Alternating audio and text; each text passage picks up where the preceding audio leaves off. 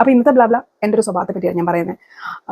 എൻ്റെ ഒരു സ്വഭാവം എന്താണെന്ന് വെച്ചാൽ എല്ലാം വളരെ പെർഫെക്റ്റ് ആയിട്ട് നടക്കണം. അതെൻ്റെ കാര്യം മാത്രമല്ല, എൻ്റെ ചുറ്റും നിൽക്കുന്ന ആൾക്കാരുടെയും ലൈഫിലെ കാര്യങ്ങളെല്ലാം പെർഫെക്റ്റ് ആയിരിക്കണം. അതായത് ഇപ്പോൾ അവരെന്തെങ്കിലും വളരെ കാഷ്വലായിട്ട് ഭയങ്കര തിരിച്ചു കളിച്ചിങ്ങനെ നിൽക്കുവാണ്, കാര്യങ്ങൾ നടക്കുന്നില്ല എന്ന് കണ്ടു കഴിഞ്ഞാൽ ഞാൻ പെട്ടെന്ന് ജമ്പിൻ ചെയ്യും. കാര്യങ്ങളെല്ലാം അത് ചെയ്യുമെന്ന് പറഞ്ഞാൽ അവരെ അവരുടെ പുറകെ നടന്ന് അത് ശരിയാക്കാൻ നോക്കും. ആകെ അലമ്പും ബഹളവും. അപ്പം സംഭവിക്കുന്നത് എന്താണെന്ന് വെച്ചാൽ എൻ്റെ ചുറ്റും നിൽക്കുന്ന ആൾക്കാർ ഇറിറ്റേറ്റഡ് ആവും. ഞാൻ ഒരിക്കലും അവരെ കൺട്രോൾ ചെയ്യാൻ വേണ്ടിയിട്ടൊന്നുമല്ല ഞാൻ ചെയ്യുന്നത്. അവർക്കത് നല്ലതായിട്ട്, അല്ലെങ്കിൽ അവരുടെ ലൈഫിൽ നല്ല രീതിയിൽ അത് നടക്കണം, അല്ലെങ്കിൽ ആ ഒരു പരിപാടി നന്നായിട്ട് നടക്കണം എന്നുള്ള ഒരു ഉദ്ദേശത്തിലാണ് നമ്മൾ ജമ്പിങ് ചെയ്ത് അവരെ നാഗ് ചെയ്ത് കാര്യങ്ങൾ റെഡിയാക്കാനായിട്ട് നോക്കുന്നത്. പക്ഷേ ഇത് ചുറ്റും നിൽക്കുന്ന ആൾക്കാർക്കെല്ലാം ഒരു ഇറിറ്റേഷനും ആവും. പക്ഷെ ഞാനത് മൈൻഡ് ചെയ്യുന്നുണ്ടായിരുന്നില്ല. കാരണം ഐ ഡോണ്ട് കെയർ, ഇത് പക്കായിട്ട് ഇത് നടക്കണമല്ലോ, അതിന് വേണ്ടിയിട്ടാണല്ലോ എന്നുള്ളൊരു ആറ്റിറ്റ്യൂഡായിരുന്നു. പക്ഷെ കുറേ കഴിഞ്ഞ് ഓൺ എ പോയിന്റ് എത്തിയപ്പോൾ ഞാൻ എക്സോസ്റ്റഡ് ആവാൻ തുടങ്ങി. അപ്പോഴാണ് ഞാൻ റിയലൈസ് ചെയ്തത്, ഓക്കെ, എല്ലാ കാര്യത്തിനും ഞാൻ പോയി ജമ്പിൻ ചെയ്ത് എല്ലാവർക്കും എല്ലാ കാര്യങ്ങളും കൃത്യമായിട്ട് സെറ്റ് ചെയ്ത് കൊടുക്കേണ്ട ഒരു ആവശ്യമില്ല. എന്നൊരു എക്സാമ്പിൾ പറഞ്ഞുതരാം, കാരണം അത് നിങ്ങൾക്ക് കുറച്ച് റിലേറ്റ് ചെയ്യാൻ പറ്റും.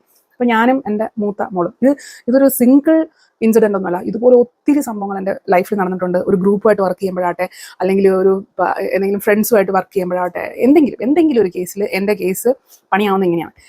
ഞാനും എൻ്റെ മോളും കൂടെയുള്ള കാര്യം പറയുകയാണെങ്കിൽ, മൂത്തയാൾ 11ലാണ് പഠിക്കുന്നത്. അപ്പം അവൾക്കിപ്പോൾ നാളെ ഇപ്പോൾ ഒരു പ്രസൻറ്റേഷൻ ഉണ്ട്, അല്ലെങ്കിൽ അവൾക്ക് എന്തെങ്കിലും അതിരാവിലെ എണീറ്റ് പോകേണ്ട കാര്യമുണ്ട്, അല്ലെങ്കിൽ എന്തെങ്കിലും കാര്യങ്ങൾ കുറച്ച് റെസ്പോൺസിബിലിറ്റിയോടെ ചെയ്യേണ്ട കാര്യങ്ങളുണ്ടെങ്കിൽ സാധാരണ അവൾ തന്നെയാണ് ഇതെല്ലാം ചെയ്യുന്നത്. പക്ഷെ ചില കാര്യങ്ങൾ അവളുടെ നിപ്പും മറ്റേ ഒരു കാംനെസ് ഒക്കെ കാണുമ്പോൾ എനിക്ക് ആൻസൈറ്റി ഉണ്ടാവും. അപ്പം ഞാൻ ഇവിടെ ഇങ്ങനെ താളം തുള്ളി നിൽക്കുകയാണ്, ഇതെന്തോ പെട്ടെന്ന് അത് ചെയ്യുന്ന ഞാൻ അവളുടെ പുറകെ ഇങ്ങനെ നടക്കും. അല്ലെങ്കിൽ ചിലപ്പോൾ രാവിലെ എണീക്കുന്ന കാര്യമായിരിക്കട്ടെ, ഇനിയിപ്പം അവൾക്ക് 7 മണിക്ക് പോകണമെന്നുണ്ടെങ്കിൽ അവൾ അറ്റ്ലീസ്റ്റ് ഒരു 6 മണിക്കെങ്കിലും എണീക്കണം.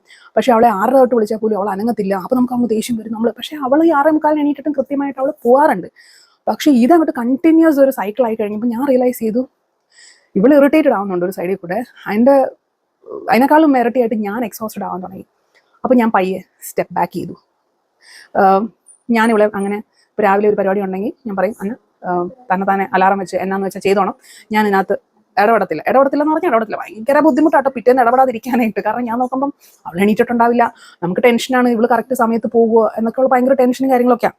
പക്ഷേ എല്ലാ കാര്യങ്ങളും ഇപ്പം നിലവിൽ ഞാൻ സ്റ്റെപ്പ് ബാക്ക് ചെയ്തിട്ട് എല്ലാ കാര്യങ്ങളും വലിയ സ്മൂത്തായിട്ട് തന്നെ കാര്യങ്ങൾ പോകുന്നത്. പക്ഷേ എനിക്കിത് ഭയങ്കര ഒരു എങ്ങനെയെങ്കിലും ഒന്ന് ജമ്പിൻ ചെയ്ത് ഇവരെ ഹെൽപ്പ് ചെയ്ത് ഇവരുടെ കാര്യങ്ങളെല്ലാം ക്ലീൻ ആക്കുക എന്നുള്ളൊരു ഒരു ഏർജാണ്. അപ്പോൾ അതൊന്ന് പിടിച്ചു വെച്ച് പുറകോട്ട് നീക്കാൻ തുടങ്ങിയപ്പോൾ തൊട്ട് കുറച്ചൊന്ന് കാമാവാൻ തുടങ്ങി.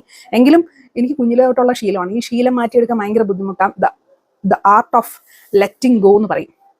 ഈ ഒരു ചെറിയ ഇൻസിഡൻ്റാണ് ഞാൻ ഈ പറഞ്ഞത്. പക്ഷെ ഇതുപോലെ പല പല കാര്യങ്ങൾ ഇപ്പോൾ ആരെങ്കിലും ഒരാൾ അവരുടെ ഒരു പെട്ടെന്നൊരു ഒരു ഫംഗ്ഷന് വേണ്ടിയിട്ട് പ്രിപ്പയർ ചെയ്യണം. അപ്പോൾ അവർ പ്രിപ്പയർ ചെയ്യുന്നത് ശരിയല്ല. ഞാൻ ഭയങ്കര ഓവർ തിങ്കിങ്ങിൻ്റെ ഒരാളാണ്.